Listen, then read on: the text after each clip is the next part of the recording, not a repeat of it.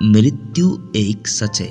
इस बात के एहसास से कि मैं जल्दी ही मर जाऊंगा मुझे अपनी ज़िंदगी के बड़े निर्णय लेने में मेरी बहुत मदद करते हैं।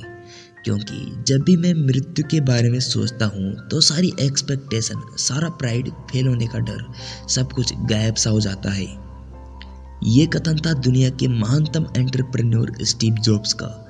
जब जब दुनिया के प्रभावशाली एंटरप्रेन्योर का नाम लिया जाएगा तो उसमें और कोई हो न हो एक नाम जरूर होगा, और वो नाम है स्टीव जॉब्स का, जो एप्पल कंपनी के को फाउंडर हैं। स्टीव जॉब्स ने अपने 56 साल के छोटे से जीवन काल में बहुत से बड़े और महान कार्य किए और दुनिया को बता दिया कि अगर कोई इंसान किसी चीज़ को पूरे मन और दिल से करना चाहे तो कोई उसे रोक नहीं सकता और ना ही कोई उसे हरा सकता है।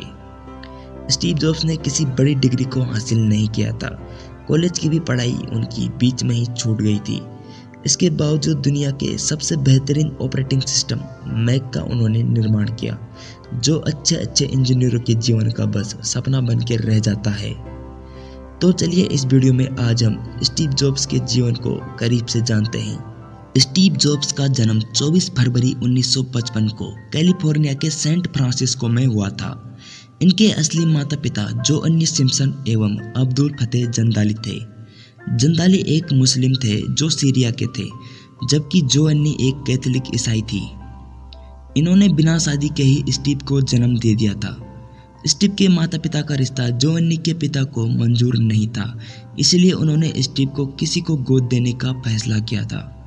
स्टीव की मां चाहती थी कि स्टीव को एक पढ़ी लिखी फैमिली गोद लें, लेकिन स्टीव को पॉल और क्लारा ने गोद लिया, जिन्होंने अपनी कॉलेज की पढ़ाई भी पूरी नहीं की थी।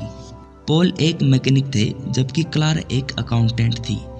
जॉब्स को गोद लेने के पहले उन्होंने जोअन्नी को भरोसा दिलाया था कि वे जॉब्स को कॉलेज जरूर भेजेंगे। जॉब्स को गोद लेने के बाद पॉल और क्लारा 1961 में कैलिफोर्निया के माउंटेन व्यू में रहने आ गए। यहीं जॉब्स की पढ़ाई शुरू हुई और वे बड़े होने लगे। वहीं उनके पिता पॉल ने जीविका चलाने के लिए एक गैरेज खोल दिया। जॉब्स को बचपन से ही इलेक्ट्रॉनिक सामान से छेड़छाड़ करना अच्छा लगता था। वे अपने पिता के गैरेज में ही इलेक्ट्रॉनिक्स सामान के साथ छेड़छाड़ किया करते थे। स्टीव एक अच्छे विद्यार्थी थे, लेकिन उन्हें स्कूल जाना बिल्कुल पसंद नहीं था। स्टीव को अपनी उम्र के बच्चों से दोस्ती करने में परेशानी होती थी। वे हमेशा क्लास में अकेले ही बैठा करते थे। फिर 13 साल की उम्र में उनकी मुलाकात वोजनियाक से हुई। ये भी स्टीव की तरह बहुत होशियार थे, जिनका मन भी इलेक्ट्रॉनिक्स में लगता था। दोनों में बहुत जल्द गहरी दोस्ती हो गई। हाई स्कूल की पढ़ाई पूरी करने के बाद स्टीव का दाखिला ओरेगन के रीड कॉलेज में हुआ।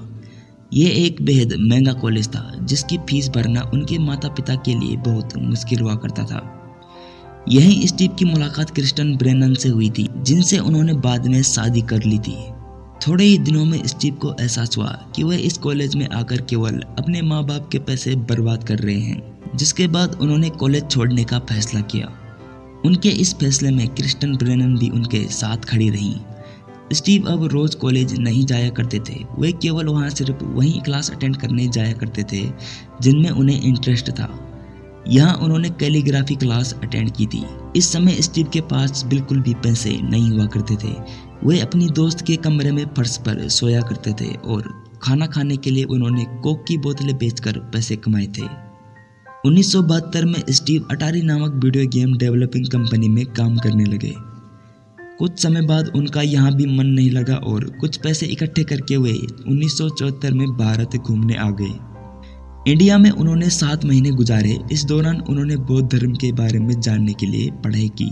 7 महीने के बाद स्टीव फिर से अमेरिका वापस चले गए और वहां जाकर उनका जीवन बदल गया। उन्होंने अपने सर को मुंडवा दिया और सन्यासी वेश धारण कर लिया। जॉब्स ने एक बार फिर से अटारी में जॉब ज्वाइन कर ली और वे अपने माँ बाप के साथ ही रहने लगे। जॉब्स और वोजनियाक एक बार फिर से अच्छे दोस्त बन गए थे। वोजनियाक को इलेक्ट्रॉनिक्स की अच्छी समझ होने के कारण उन्होंने एक पर्सनल कंप्यूटर बना डाला। ये देखकर स्टीव को बहुत अच्छा लगा। उनके मन में ख्याल आया कि दोनों मिलकर एक कंप्यूटर बनाने की कंपनी खोलें और कंप्यूटर बनाकर बेचें। 1976 में दोनों ने जॉब्स की गैरेज में मिलकर कंप्यूटर पर काम शुरू कर दिया। उन्होंने एक कंपनी खोली और उसका नाम एप्पल रखा। इस समय जॉब्स की उम्र मात्र 21 साल थी। एप्पल कंपनी के पहले कंप्यूटर का नाम एप्पल 1 रखा गया। इसी के साथ वोज़नियाक ने एप्पल 2 पर काम शुरू कर दिया। एप्पल 2 जैसे ही बाजार में आया, ये लोगों को बहुत पसंद आया और देखते ही देखते 1980 तक ये कंपनी जानी मानी कंपनी बन गई। 10 साल में कंपनी ने करीब 2 बिलियन पैसे कमा लिए और कंपनी में 4000 लोग काम करने लगे। अब एप्पल IBM के साथ मिलकर पर्सनल कंप्यूटर का निर्माण करने लगा था। इस कंप्यूटर का कॉन्सेप्ट कभी छुपाया नहीं गया, जिस वजह से इसे दूसरे कंपनियों ने भी अपनाया और इन कंपनियों ने अपने दाम एप्पल कंप्यूटर से कम कर दिए, जिस वजह से इस कंपनी को काफ़ी घाटा होने लगा, जिसका जिम्मेदार स्टीव को माना गया और 17 सितंबर 1985 को इनसे इस्तीफा दिलवा दिया गया। एप्पल से बाहर निकाले जाने के बाद उन्हें कुछ समझ में नहीं आया कि अब आगे क्या होगा, लेकिन उनके दिमाग में आया कि उनका काम छीना है, ना कि उनकी काबिलियत। और बस फिर क्या था, उनसे बेहतर एप्पल को बनाना कौन जानता था।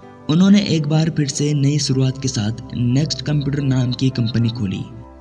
इसके लिए उन्हें बड़े इन्वेस्टर के तौर पर रोज पैरोट मिले। नेक्स्ट का पहला product hard and personal computer था। इसके बाद कंपनी में कुछ तकलीफ होने के कारण उन्होंने नेक्स्ट कंपनी को सॉफ्टवेयर कंपनी में बदल कर रख दिया, जिसके बाद कंपनी को बहुत सफलता मिली और ये वेब ऑब्जेक्ट वेब एप्लीकेशन के लिए फ्रेमवर्क बनाकर देने लगी। 1986 में स्टीव ने $10 मिलियन में पिक्सर कंपनी को खरीदा, जो ग्राफिक्स कंपनी थी। उसके बाद 1991 में पिक्सर ने डिज्नी के साथ मिलकर अपनी पहली फिल्म टॉय स्टोरी बनाई, जिसे अत्यधिक सफलता मिली। फिर उसके बाद इसका सिलसिला चलता रहा और पिक्सर ने कई फिल्में बनाई। 1997 में एप्पल ने $427 मिलियन में नेक्स्ट कंपनी को खरीदकर स्टीव को एप्पल का CEO बना दिया।